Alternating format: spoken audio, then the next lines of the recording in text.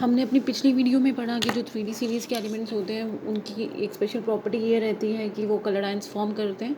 इस वीडियो में हम लोग उस प्रॉपर्टी की एक्सप्लेनेशन पढ़ेंगे कि क्यों एलिमेंट्स जो हैं 3D सीरीज़ के वो कलर आयंस बनाते हैं या कलरेशन शो करते हैं। बेसिकली हमने ये देखा जो 3D सीरीज़ के जो एलिमेंट्स थे उनके जो वैलेंस इलेक्ट्रॉन्स थे वो एंटर करते थे 3D सबशेल में। And we know that 3D subshell की हमारे पास 5 ऑर्बिटल्स रहती थी। इन 5 ऑर्बिटल्स के नाम थे dxy, dyz, dxz, dx square minus y square and dz square. Repeat: dxy, dyz, dxz, dx square minus y square and dz square. These were the 5 orbitals of 3D subshell. अब ध्यान से सुनिए, इन 5 orbitals की energy जो है वो same है। इन पांचों की पांचों ऑर्बिटल्स की एनर्जी जो है वो सेम है, इसीलिए इन ऑर्बिटल्स को हम लोग कहते हैं डीजेनरेट ऑर्बिटल्स। सो 3D सीरीज के जो एलिमेंट्स हैं उनके वैलेंस इलेक्ट्रॉन्स 3D सबशेल में एंटर करते हैं एंड इस 3D सबशेल की 5 ऑर्बिटल्स रहती हैं और उन सभी ऑर्बिटल्स की एनर्जी जो है वो सेम है, इसलिए उन ऑर्बिटल्स को हम लोग डीजेनरेट ऑर्बिटल्स बोलते हैं। बट जब इन 3D सीरीज के एलिमेंट्स को कोई लिगेंड अप्रोच करता है, अब लिगेंड अप्रोच करेगा तो डेफिनेटली कोऑर्डिनेशन बॉन्ड बनाएगा, या यू कैन से दैट कि कोऑर्डिनेशन कंपाउंड बनाएगा। इस 3D सीरीज के एलिमेंट को जब कोई लिगेंड अप्रोच करता है तो वो जो 5 ऑर्बिटल्स थी जिनकी एनर्जी सेम रह जाती है, वो 5 ऑर्बिटल्स जो हैं वो क्या हो जाती हैं, स्प्लिट हो जाती हैं।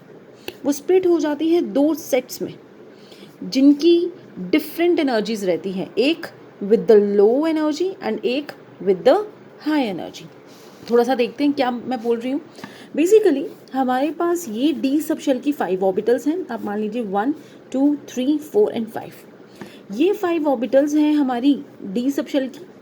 जब इस डी सबशेल को कोई भी लिगेंड अप्रोच करता है, वो लिगेंड चाहे आपका न्यूट्रल रहा हो या आपके एनायनिक स्पीशी हो, जब वो लिगेंड इस डी सबशेल को अप्रोच करेगा for the formation of coordination compound, ये जो 5 ऑर्बिटल्स थी जिनकी एनर्जी सेम थी, अब उनकी एनर्जी सेम नहीं रहेगी और ये जो ऑर्बिटल्स हैं ये 2 डिफरेंट सेट्स में टूट जाएंगी। एक सेट जिसकी एनर्जी लो रहेगी, इसलिए मैंने इसको लो लेवल पे शो किया है, और एक सेट जिसकी एनर्जी हाई रहेगी। जो हमारा लोअर सेट होता है उसमें हमारी 3 ऑर्बिटल्स हैं, dxy, dxz, dyx, और जिन ऑर्बिटल्स की एनर्जी हाई रहती है they are dx square minus Y square and dz square. ये जो हमारी d ऑर्बिटल्स का लिगेंड के अप्रोच करने पे टूटना इनटू 2 सेट्स ऑफ एनर्जीज, इसको हम लोग बोलते हैं क्रिस्टल फील्ड स्प्लिटिंग। ओके, तो क्रिस्टल फील्ड स्प्लिटिंग क्या था? ये जो हमारे डी ऑर्बिटल्स का 2 सेट्स में टूट जाना, one with the low energy and other one with the higher energy. अब होता क्या है, हमारे ये जो डी ऑर्बिटल्स में प्रेजेंट अनपेयर्ड इलेक्ट्रॉन्स होते हैं, they take a shift from the set of lower energy to the higher one. ये जो हमारे डी ऑर्बिटल्स के इलेक्ट्रॉन्स स्किप करते हैं from the lower energy set to the higher energy set. आपको 2 चीज़ें यहाँ पे ध्यान रखना है। एक, इलेक्ट्रॉन जब लो एनर्जी सेट से हायर एनर्जी सेट में मूव कर रहे हैं, उस दौरान यहाँ पे कुछ एनर्जी की रिक्वायरमेंट होती है। ये एनर्जी की रिक्वायरमेंट ज़्यादा नहीं है क्योंकि ये with in the same subshell है। ये एनर्जी की रिक्वायरमेंट जो है ये एनर्जी की रिक्वायरमेंट कुछ ज़्यादा नहीं है, और इस एनर्जी की रिक्वायरमेंट को हम लोग मीट कर लेते हैं किस चीज़ से? लाइट से। The light from the visible white light spectrum. हमें जैसी भी लाइट चाहिए होती है, जिस भी वेवलेंथ की लाइट चाहिए होती है, उसको कंपनसेट करती है light from the visible white light spectrum से। और ये लाइट जब एब्जॉर्ब हो जाती है तो फिर उस इलेक्ट्रॉन को एनर्जी मिल जाती है to skip from the lower set to the higher one.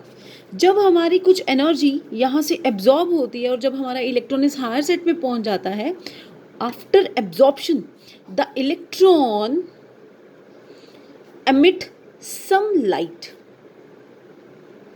देखिए, सबसे पहले ये जो हमारा इलेक्ट्रॉन था जो कि लोअर सेट से हायर सेट में स्किप कर रहा था, उसको कुछ एनर्जी चाहिए थी। ये जो एनर्जी थी, ये एनर्जी पूरी करती है क्या? लाइट, जो कि कहाँ से आती है? वाइट लाइट स्पेक्ट्रम से।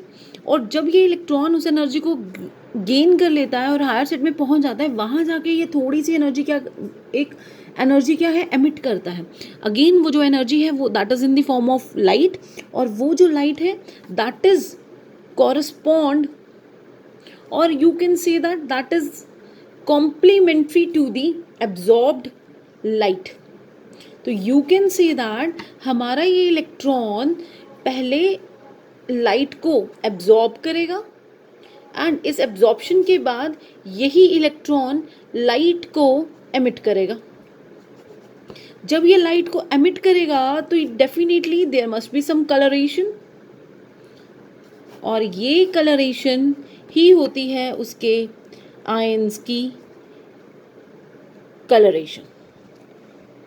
सो basically this was the reason कि हमारे जो 3D सीरीज़ के एलिमेंट्स हैं जो अनपेयर्ड रहते हैं, वो किस तरह से लोअर सेट ऑफ एनर्जी से हायर सेट ऑफ एनर्जी की तरफ जाते वक्त एनर्जी को एब्जॉर्ब करके फिर एनर्जी को रिलीज़ करते हैं, एनर्जी एमिट करते हैं in the form of some coloured light,